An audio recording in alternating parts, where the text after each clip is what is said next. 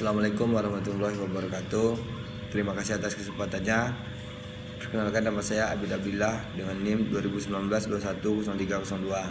Saya dari kelompok 4. Di sini kami dari kelompok 4 akan membahas tentang pasar konsumen dan perilaku pembeli.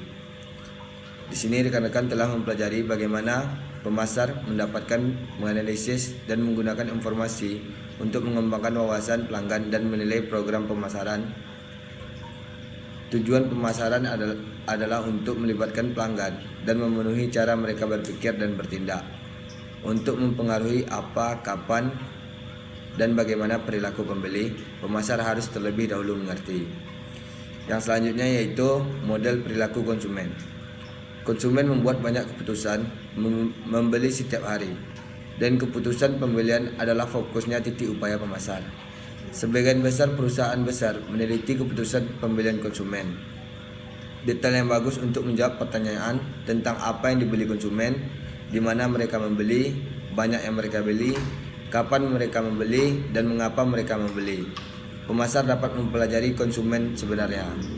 Pembelian untuk mengetahui apa yang mereka beli, di mana dan berapa harganya, tetapi belajar tentang mengapa di balik perilaku membeli konsumen tidaklah mudah.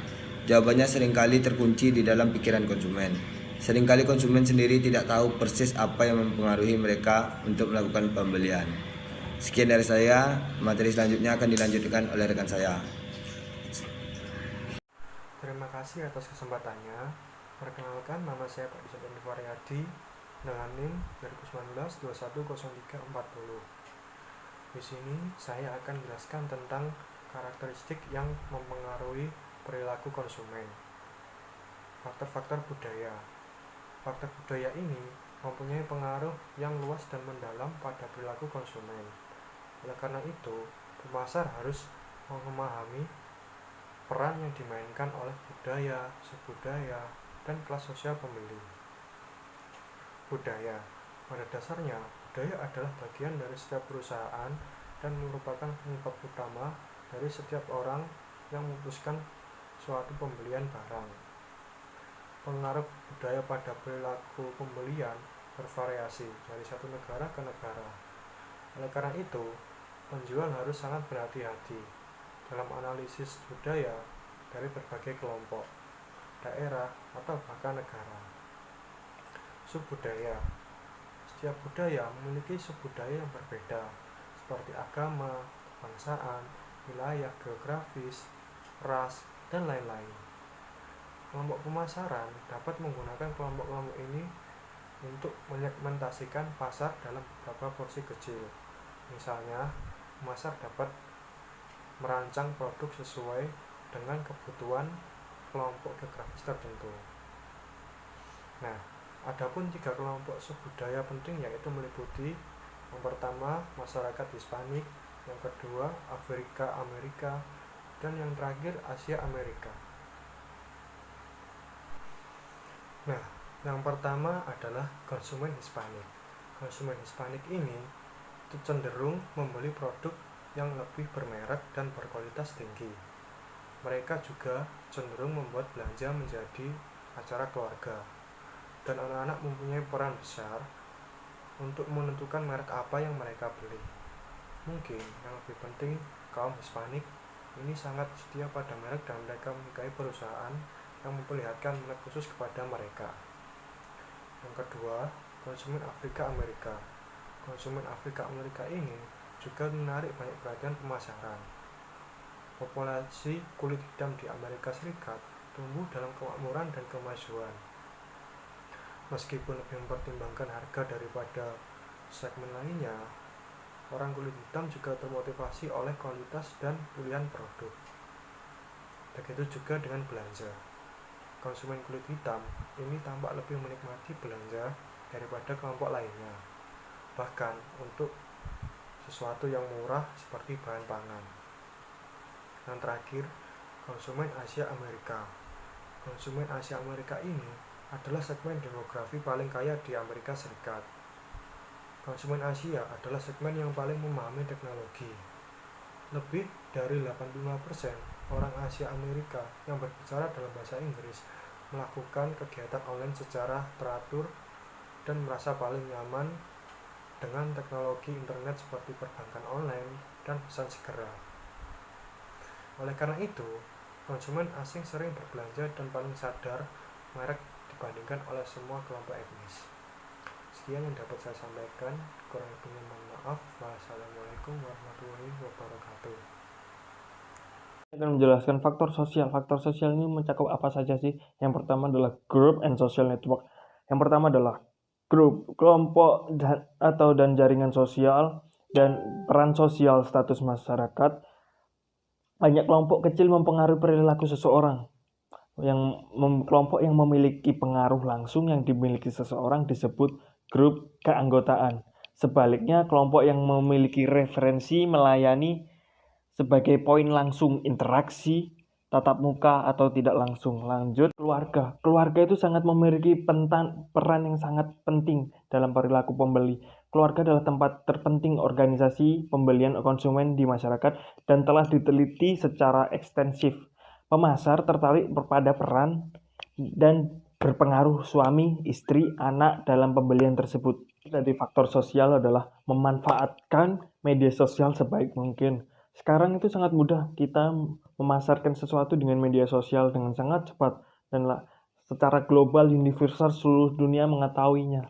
Tetapi kekurangan dari media sosial, kita terkadang hoax itu ada yang menampilkan hoax tentang produk-produk kita. Bagaimana kita jadi dalam memanfaatkan media sosial kita harus berhati-hati. Pasti ada masalah, tapi jadikan masalah itu sebagai tantangan. Karena kalau masalah, kalian itu akan menjadi beban. Tapi kalau itu tantangan, itu akan menjadi suatu challenge untuk kamu, agar kamu lebih berkembang lagi. Terima kasih. 5 faktor keputusan pembeli dalam membeli sebuah produk. Yang pertama, penduduk. Pekerjaan seseorang mempengaruhi barang dan jasa yang mereka beli.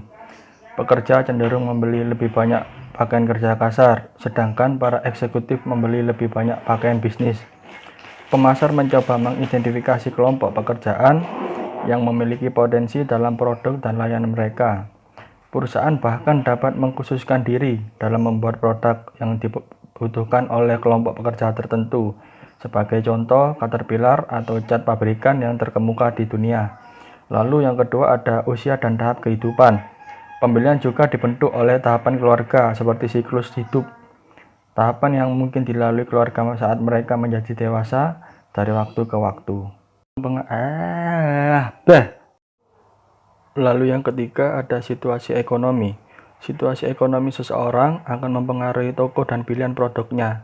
Pemasar harus memperhatikan tren pengeluaran, pendapatan, tabungan, dan suku bunga. Di hari ini, lebih saat menyadari nilai sebagian besar perusahaan telah mengambil langkah-langkah untuk menciptakan lebih banyak nilai pelanggan dengan mendesain ulang, mengubah posisi, dan mengubah harga produk dan layanan mereka.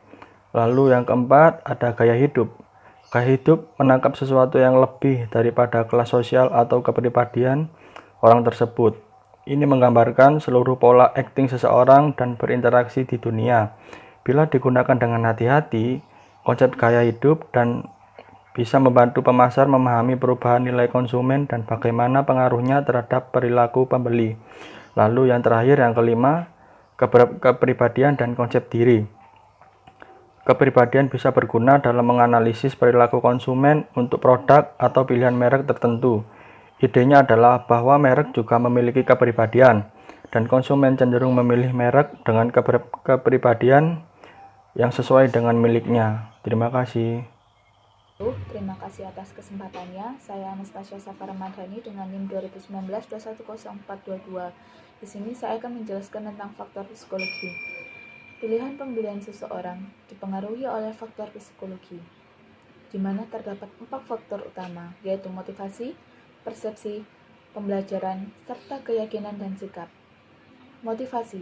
Faktor ini dipengaruhi oleh kebutuhan psikologis, timbul dari kebutuhan akan pengakuan, penghargaan, atau rasa memiliki. Kebutuhan akan menjadi motif jika tingkat intensitas yang kuat. Terdapat 2 teori yang paling populer mempunyai arti T yang cukup berbeda bagi analisis konsumen dan pemasaran. Menurut Sigmund Freud, kebanyakan orang tidak sadar akan kekuatan psikologi jadi yang membentuk perilaku mereka. Teori ini mengatakan bahwa keputusan pembelian seseorang dipengaruhi oleh motif bawah sadar yang bahkan tidak sepenuhnya dipahami oleh pembeli. Lalu, sedangkan menurut Abraham Maslow, orang digerakkan oleh kebutuhan tertentu pada saat tertentu pula. Mengapa? Karena kebutuhan manusia diatur dalam sebuah hierarki, di mana hierarki itu disusun oleh kebutuhan yang paling mendesak yang berada di paling bawah, hingga kebutuhan yang paling tidak mendesak yang berada di tingkat paling atas. Terima kasih. Selanjutnya akan dilanjutkan oleh rekan saya. Baik, terima kasih atas kesempatannya. Perkenalkan, nama saya Rama Pradika Akbar dengan NIM 2019-210429. Di sini saya akan menjelaskan tentang faktor psikologi dari segi persepsi, kemudian ada pembelajaran dan keyakinan dan sikap. Yang pertama ada persepsi. Persepsi adalah proses di mana orang memilih, mengatur, dan menginterpretasikan informasi untuk membentuk gambaran dunia yang berarti. Dalam persepsi ini terdapat 3 proses perseptual, yaitu yang pertama ada atensi selektif, yang kedua ada distorsi selektif, dan yang ketiga ada retensi selektif. Lalu selanjutnya ada pembelajaran. Ketika orang bertindak, mereka akan belajar. Ahli teori pembelajaran mengatakan bahwa perilaku manusia yang paling utama adalah belajar. Pembelajaran sendiri terjadi melalui interaksi dorongan, rangsangan, pertanda, respon, dan penguatan. Lalu untuk apa sih dorongan itu? Nah, dorongan tersebut akan menjadi motif ketika dorongan itu diarahkan menuju objek rangsangan tertentu. Arti penting teori pembelajaran yang praktis bagi pemasar adalah bahwa mereka dapat membangun permintaan untuk sebuah produk melalui penegosiasian dengan dorongan yang kuat dan memberikan penguatan yang positif. Kemudian ada keyakinan dan sikap. Nah, melalui pelaksanaan dan pembelajaran seseorang dapat mendapatkan keyakinan dan sikap, sehingga keyakinan dan sikap ini bisa mempengaruhi perilaku pembelian mereka. Keyakinan sendiri adalah pemikiran deskriptif yang dimiliki seseorang tentang sesuatu. Keyakinan ini bisa didasarkan pada pengaruh nyata, pendapat, atau iman dan bisa membawa muatan emosi maupun tidak. Lalu, sikap. Sikap ini merupakan gambaran dari evaluasi, perasaan, dan tendensi yang relatif konsisten dari seorang terhadap sebuah objek atau ide. Sikap orang mempunyai pola dan untuk mengubah sikap seseorang diperlukan penyesuaian yang rumit dalam objek ini. Terima kasih. Selanjutnya akan dilanjutkan oleh rekan saya. Terima kasih atas kesempatannya. Perkenalkan, nama saya Tasya Regina Priscilia dengan NIM 2019-210434. Di sini saya akan menjelaskan tentang jenis-jenis perilaku keputusan pembelian. Jenis-jenis perilaku pembelian ini ada 4.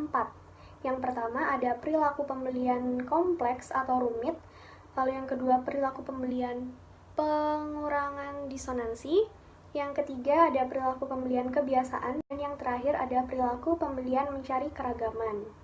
Perilaku pembelian kompleks atau rumit ini terdiri dari 3 tahapan. Yang pertama, pembelian mengembangkan keyakinan tentang suatu produk tertentu. Lalu yang kedua, ia akan membangun sikap tentang produk tersebut, seperti tertarik dengan produk tersebut. Lalu yang ketiga, ia membuat pilihan yang cermat.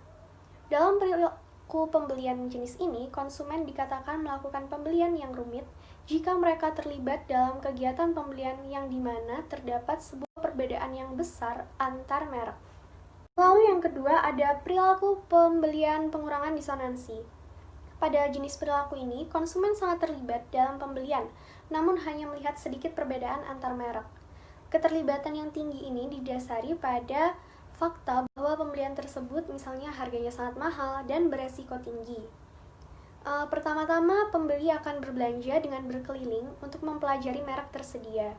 Jika konsumen menemukan perbedaan mutu antar merek tersebut, dia mungkin akan memilih harga yang lebih tinggi.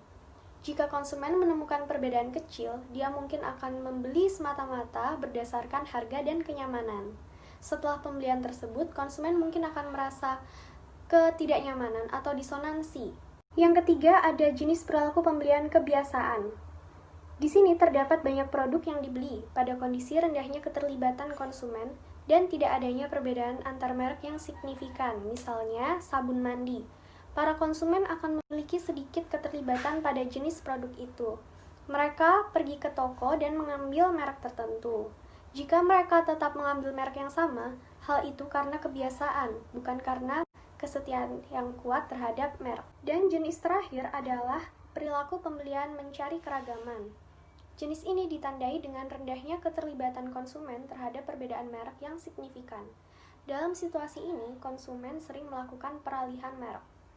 Lalu di sini ada 5 langkah dalam melakukan proses keputusan pembeli. Yang pertama, pengenalan kebutuhan. Yang kedua, pencarian informasi.